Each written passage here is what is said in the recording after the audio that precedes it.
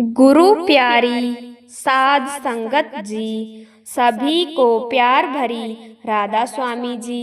साध संगत जी, 3 दिन के बाद करवा चौथ का व्रत आ रहा है और करोड़ों हिंदुस्तानी औरतें अपनी पति की लंबी उम्र के लिए व्रत रखेगी।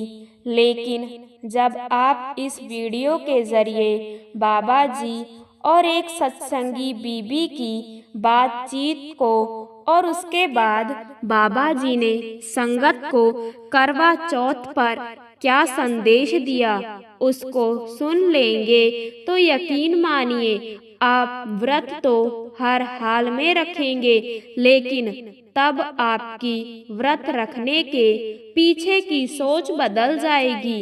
इस वीडियो के आखिर में मैं आपको सहारनपुर और लंदन के हाइनेस पार्क सत्संग घर के बनने के पीछे की एक ऐसी सच्ची घटना सुनाऊंगी जिसे सुनकर आप इस वीडियो को दूसरों के साथ शेयर जरूर करोगे। सबसे पहले करवा चौथ वाली घटना को सुनते हैं। साध संगत जी, जिस सत्संगी बीवी की मैं आपको बात बताने जा रही हूँ, इस बीबी ने डेरे में सेवा ले रखी थी और इसकी शादी को 24 साल हो चुके थे। यह बीबी अपनी शादी से पहले से ही एक सत्संगी थी और शादी के बाद ऐसा कोई करवा चौथ नहीं गया था जब इस बीबी ने अपने पति की लंबी उम्र के लिए व्रत ना रखा हो। पिछले करवा चौथ से कुछ दिन पहले इसके सेंटर से डेरे में सेवा करने के लिए एक जत्थे ने जाना था, तो इस बीबी ने अपना भी नाम लिखवा दिया। उस समय यह भूल गई कि जिन 3 दिनों में डेरे में सेवा पर जाना है, उन्हीं 3 दिनों में करवा चौथ भी आना है।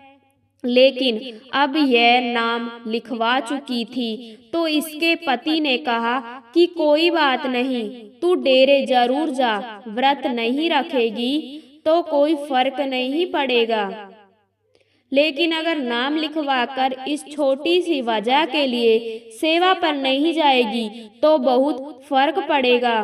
तो इस बीबी ने मन बना लिया कि वो डेरे तो जरूर जाएगी, लेकिन डेरे में ही करवा चौथ का व्रत भी रख लेगी। यह बात इस बीबी ने अपने पति को नहीं बताई कि वो डेरे जाकर व्रत रखने वाली है। करवा चौथ से एक दिन पहले सुबह यह बीबी जत्थे के साथ डेरे के लिए निकल गई और पहले दिन डेरे जाकर बहुत सेवा की। अब अगला दिन करवा चौथ का था तो बीबी ने सुबह 3 बजे सरगी भी करनी थी, तो बीबी ने डेरे में ही सुबह 3 बजे उठकर सरगी की और उस दिन अपना पूरे दिन भूखे और प्यासे रहने का व्रत शुरू कर दिया। साथी सेवादारों ने बहुत समझाया कि वो ऐसा ना करे, क्योंकि ऐसे तो सेवा नहीं हो पाएगी और अगर बिना कुछ खाए पिए सेवा की तो चक्कर भी आ सकते हैं और शरीर में कोई दिक्कत भी हो सकती है। लेकिन यह बीबी कहने लगी कि जब पिछले 24 सालों से मैंने एक भी व्रत नहीं छोड़ा तो आज कैसे छोड़ दूंगी। मुझे विश्वास है कि मैं सेवा कर लूंगी, इसलिए आप सब मेरी चिंता ना करें। सुबह 8 बजे डेरे में मिट्टी की सेवा शुरू हो गई और अब क्योंकि सुबह सुबह का टाइम था तो इस बीबी में पूरी ऊर्जा थी, तो इसने बड़ी लगन से मिट्टी की सेवा करनी शुरू कर दी। जब इस बीबी के जत्थेदार को पता लगा कि बीबी ने नाश्ता भी नहीं कर रखा तो उसने इस बीबी को कहा कि बहन, आप आज की सेवा रहने दो, क्योंकि मैं नहीं चाहता कि आप बिना कुछ खाए पिए गुरु घर में आकर इतनी भारी सेवा करो और आपको कुछ हो जाए। तो यह बीबी कहने लगी कि जी आप चिंता ना करो, पिछले करवा चौथ या उसके पहले जब मैं अपने घर हुआ करती थी तो व्रत के साथ घर के काम भी तो करती थी और डेरा तो मेरा मायका है और अपने बाप के घर व्रत के साथ काम करूंगी तो मुझे कुछ हो थोड़ी ना जाएगा, इसीलिए आप चिंता ना करें। साध संगत जी अब सुबह से दोपहर होने को आई थी और बाकी के सभी सेवादारों ने 11 बजे की चाय पी और साथ में बिस्किट खाए, लेकिन इस बीबी का करवा चौथ का व्रत इतना सख्त होता था कि यह एक बूंद पानी भी रात को चांद देखने के बाद ही पीती थी, तो चाय तो कहाँ से पीनी थी। साध संगत जी सेवादारों ने बहुत कहा, लेकिन यह बीबी नहीं मानी। दोपहर को सभी सेवादारों के लिए लंगर आया और सबने बैठकर लंगर खाया, लेकिन इस बीबी ने तब भी अपनी सेवा जारी रखी। साध संगत जी इंसान का शरीर एक मशीन की तरह ही होता है, जैसे मशीन में तेल ना जाए तो मशीन काम करना बंद कर देती है। आखिर कब तक यह बीबी बिना कुछ खाए पिए सेवा कर सकती थी। दोपहर के बाद जब बीबी बिना एक बूंद पानी पिए लगातार सेवा करती रही, बीबी को डिहाइड्रेशन होने लगा और कुछ सेवादारों ने जब नोटिस किया कि बीबी की हालत खराब हो रही है तो उन्होंने बीबी को पानी पिलाना चाहा। पानी देखकर बीबी कहने लगी कि आप सब मेरा व्रत मत तोड़ो, अगर मैंने पानी पी लिया तो मेरे पति को कुछ हो जाएगा। तो सब सेवादार कहने लगे कि बीबी तेरे पति का पता नहीं कुछ होगा कि नहीं, लेकिन अगर पानी तूने नहीं पिया तो तुझे जरूर आज कुछ हो जाएगा और हम सब तेरे साथी हैं, इसीलिए हम तेरा भला चाहते हैं। लेकिन बीबी नहीं मानी और अब बीबी इतनी थक चुकी थी और डिहाइड्रेट हो चुकी थी कि वो एक साइड पर होकर बैठ गई और वहीं बेहोश हो गई। यह देखकर साथी सेवादारों ने बीबी को उठाया और फटाफट डेरे के अस्पताल लेकर गए। वहां डॉक्टर ने चेक करने के बाद बीबी को फटाफट ग्लूकोज चढ़ाया और एक इंजेक्शन दिया। कुछ देर के बाद बीबी को होश आया तो डॉक्टरों ने बीबी को जूस और फल फ्रूट खाने को दिए, लेकिन बीबी नहीं मानी। तो डॉक्टरों ने कहा कि अगर आपने कुछ ना खाया तो हम आपको बचा नहीं पाएंगे, क्योंकि बिना कुछ खाए पिए आपने बहुत भारी सेवा की है, जिस वजह से आपकी बॉडी डिहाइड्रेट हो चुकी है और ऐसी कंडीशन को संभाला ना गया तो आपकी जान भी जा सकती है। लेकिन बीबी के ऊपर तो करवा चौथ के व्रत का भूत सवार था, तो बीबी ने डॉक्टरों से कह दिया कि जी रात को चांद निकलने के बाद ही मैं कुछ खाऊंगी, उसके पहले नहीं।